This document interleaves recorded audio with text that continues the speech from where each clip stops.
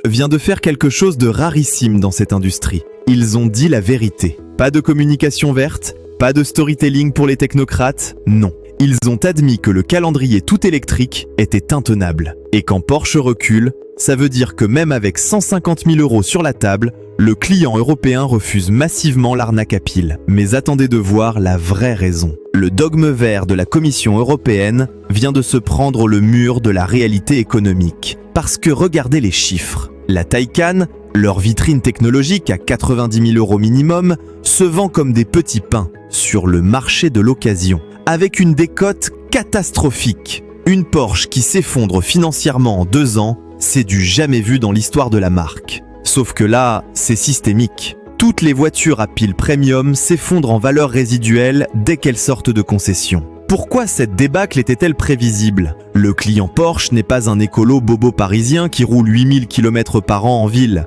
C'est un passionné qui veut 600 km d'autonomie réelle. Or, l'électrique, même en 800 volts avec des performances de fusée, ça reste un iPad sur roue qui vous lâche au premier voyage un peu sérieux. Et je vais vous dire pourquoi cette débâcle était annoncée depuis le départ. Première réalité qui claque, l'infrastructure de recharge européenne est un mensonge d'État. Sur le papier, 400 000 bornes installées. Dans les faits, la moitié en panne, l'autre moitié monopolisée par des Dacia Spring de location qui chargent à 7 kW pendant 4 heures. Et ça, pour un client premium, c'est inacceptable. L'humiliation ne s'arrête pas là. Imaginez un propriétaire de Porsche Taycan Turbo S à 180 000 € qui arrive sur une aire d'autoroute allemande un samedi matin. Les 8 bornes rapides sont occupées. Notre client Porsche, qui a claqué 180 000 €, se retrouve à faire la queue comme un vulgaire conducteur de Clio. Il attend donc 45 minutes pour accéder à une borne, puis 35 minutes supplémentaires pour récupérer 60% de batterie en payant 0,79 centimes le kilowattheure, soit plus cher qu'un plein d'essence premium. Le voyage Munich-Hambourg, qui prenait 6h30 en 911 turbo,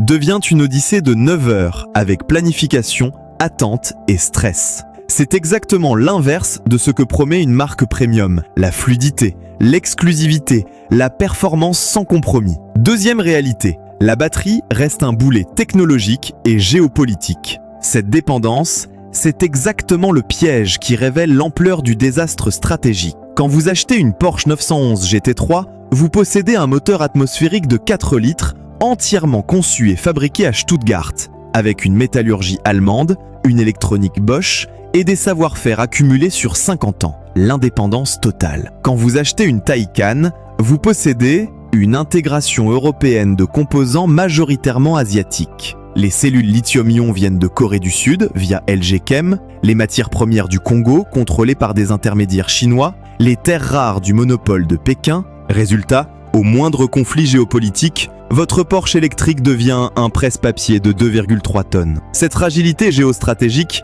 explique pourquoi les dirigeants de Porsche commencent à paniquer. Ils découvrent qu'ils ont bradé l'indépendance technologique allemande contre des promesses de mobilité durable qui les rendent totalement vulnérables. Et ça, c'est gravissime pour une marque qui a construit sa réputation sur la fiabilité et la pérennité. Mais le plus pathétique dans cette histoire, c'est que Porsche découvre maintenant ce que Toyota savait depuis 20 ans. L'hybride intelligent bat l'électrique pur sur tous les tableaux pratiques. Autonomie, fiabilité, coût total, infrastructure existante, indépendance géopolitique, l'excellence japonaise avait tout compris, pendant que l'Europe se jetait tête la première dans le piège chinois. Toyota mérite ici un chapitre entier, tant leur clairvoyance fait honte. Pendant que Volkswagen investissait 100 milliards dans l'électrique pure et que Porsche développait la Taycan, Toyota perfectionnait discrètement sa 4e génération d'hybride HSD. Résultat aujourd'hui, une Prius 2024 consomme 3,9 litres au 100 km en usage réel,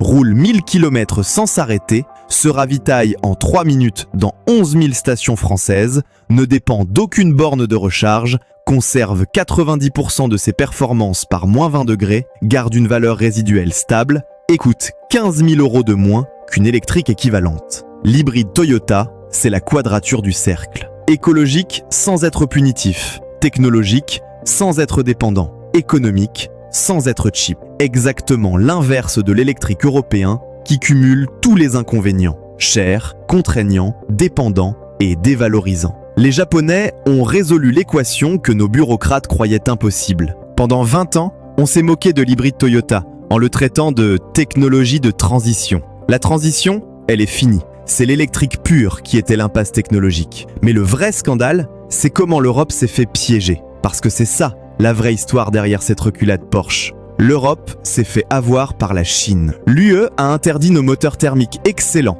pour nous forcer à acheter leurs batteries, leurs moteurs électriques, leurs terres rares. Et maintenant que BYD, MG et consorts débarquent avec des VE subventionnés à 25 000 €, nos constructeurs premium découvrent qu'ils se sont fait couillonner. Le piège chinois était d'une simplicité diabolique. Étape 1. Financer massivement la propagande électrique obligatoire via les ONG environnementales européennes. Étape 2. Laisser les technocrates voter l'interdiction du thermique en 2035. Étape 3. Investir 200 milliards d'euros pendant que l'Europe détruisait ses filières thermiques. Étape 4. Débarquer en Europe avec des VE finis subventionnés pour casser le marché. Résultat, nos constructeurs se retrouvent prisonniers d'une technologie qu'ils ne maîtrisent pas, sur un marché contrôlé par leurs concurrents, avec des coûts de production explosifs et des marges négatives. BYD affiche des profits records en vendant des électriques 30% moins chers que nos constructeurs, tout en conservant 15% de marge. Comment ? Intégration verticale totale, subvention d'État massive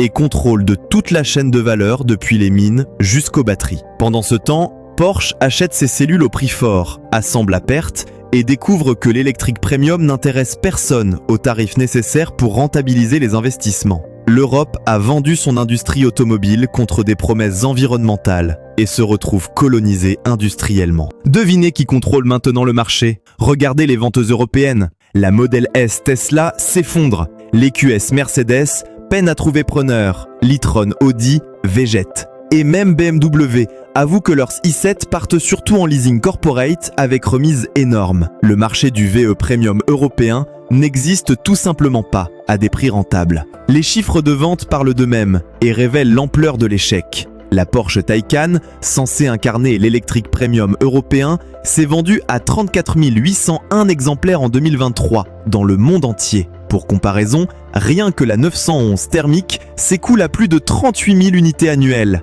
Et la Panamera hybride trouve 28 000 acheteurs. Pire, en France, la Taycan représente moins de 1,2% des ventes Porsche totales, malgré des remises concessionnaires qui atteignent parfois 25% sur le tarif catalogue. Un cercle vicieux qui explique pourquoi Porsche jette l'éponge. Impossible de construire une activité durable sur un marché fantôme. Vous voulez savoir ce qui cartonne pendant que l'électrique s'effondre ? Les hybrides Toyota, les diesels allemands d'occasion et l'E85 sur les sportives françaises. Tout ce que les technocrates voulaient tuer, en fait. Parce que le consommateur européen n'est pas con. Mais alors, pourquoi Porsche avoue maintenant ? Parce qu'ils ont fait les comptes. Et c'est un carnage.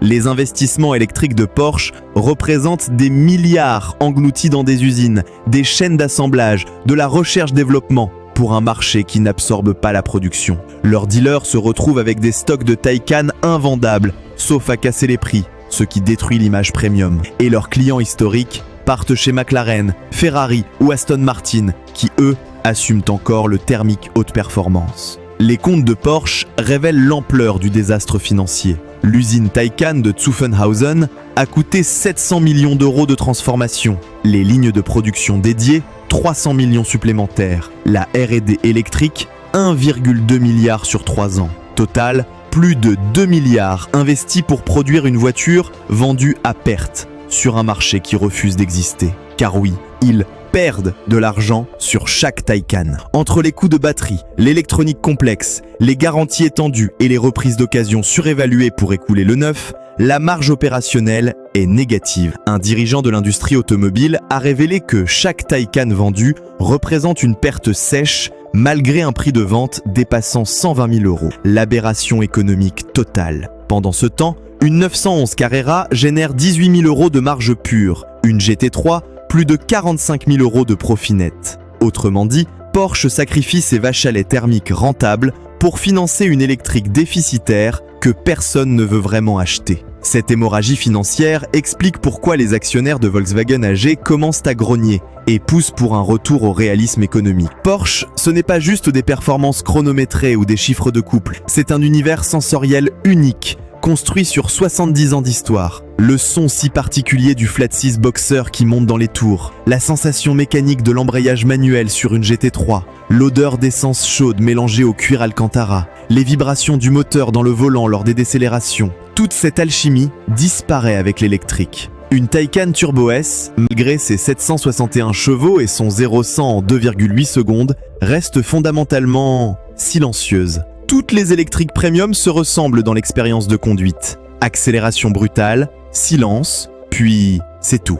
Exit les spécificités de chaque moteur, les personnalités thermiques, les caractères mécaniques. L'électrification, c'est la standardisation de l'automobile premium, exactement l'inverse de ce que recherchent les clients Porsche qui payent précisément pour l'exclusivité et la différenciation. Et c'est exactement ce que je dénonce depuis des années. Cette bureaucratie verte bruxelloise a massacré l'industrie automobile européenne au profit d'idéologies déconnectées du terrain. Les bureaucrates non élus ont décidé que l'Europe ferait de l'électrique. Point final. Peu importe les coûts, peu importe les souhaits des consommateurs. Mais le pire, c'est que cette débâcle était prévisible. Les Japonais nous avaient prévenus avec leur stratégie hybride. Les Américains avaient testé l'électrique premium avec Tesla et vu les limites. Mais non, l'Europe a préféré foncer dans le mur par idéologie. Et maintenant, on découvre que forcer une technologie immature sur un marché réticent, ça ne marche jamais. D'ailleurs, regardez ce qui se passe chez les autres constructeurs premium.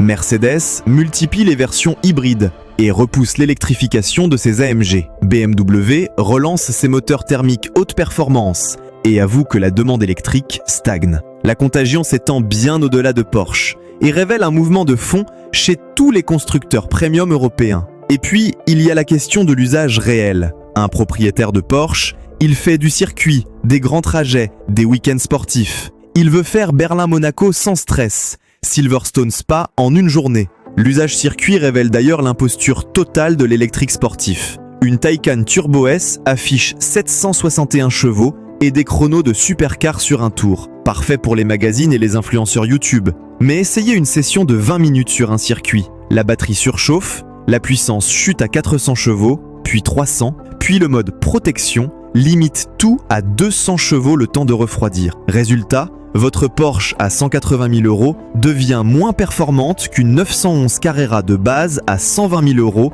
au bout de 3 tours poussés. Et on ne parle même pas de recharger entre les sessions. 45 minutes minimum pour récupérer 80% de batterie contre 3 minutes pour un plein d'essence.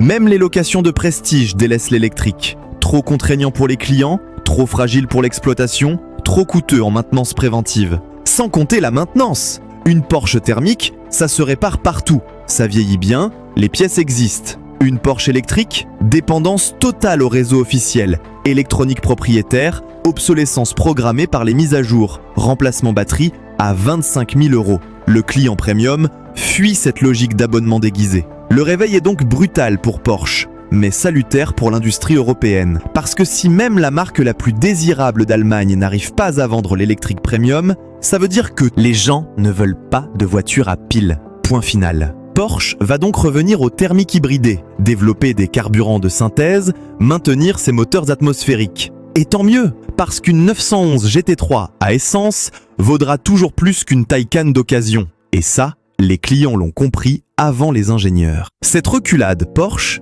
c'est le début de la fin pour le dogme électrique européen. Quand même les plus dociles commencent à dire non aux technocrates, c'est que le vent tourne. Et il était temps, parce que sacrifier notre industrie automobile sur l'autel de l'écologie punitive, ça suffisait. L'ironie devient encore plus cruelle quand on regarde les chiffres de CO2. Pendant que l'Europe s'interdisait ses diesels propres Euro 6 et ses essences efficaces, les États-Unis ont relancé la production de pick-up V8 qui émettent 3 fois plus. La Chine construit une centrale à charbon par semaine pour alimenter ses usines de batteries vertes. Résultat climatique de cette politique européenne ? Zéro. Les émissions mondiales continuent d'augmenter. Nous avons détruit notre industrie automobile pour un bilan carbone mondial inchangé, tout en offrant nos marchés aux concurrents moins regardants sur l'environnement. L'écologie punitive européenne n'aura servi qu'à délocaliser les émissions, pas à les réduire. Un échec stratégique total qui coûte des emplois, de la souveraineté industrielle et du pouvoir d'achat aux citoyens européens,